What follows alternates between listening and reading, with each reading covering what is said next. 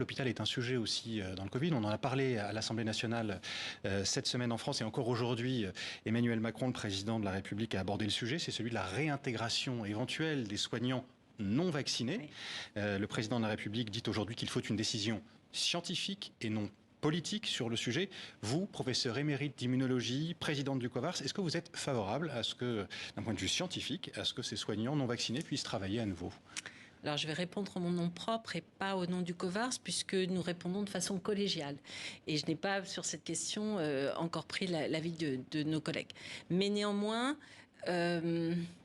personnellement, je pense que l'obligation vaccinale qui était faite il y a quelques mois, il y a un an, est toujours valable aujourd'hui. Nous avons affaire à une infection qui peut être sévère. Vous savez qu'il y a encore 1000 hospitalisations par jour, enfin chaque jour, 1000 sujets hospitalisés. Donc on ne peut pas laisser des personnes se contaminer, des soignants se contaminer avec le risque de recontaminer les autres. Donc la vaccination et le rappel de la vaccination, c'est ce qui est recommandé au personnel de soignants. Le rappel permet de mieux se protéger non seulement contre les formes graves, mais aussi de limiter la transmission.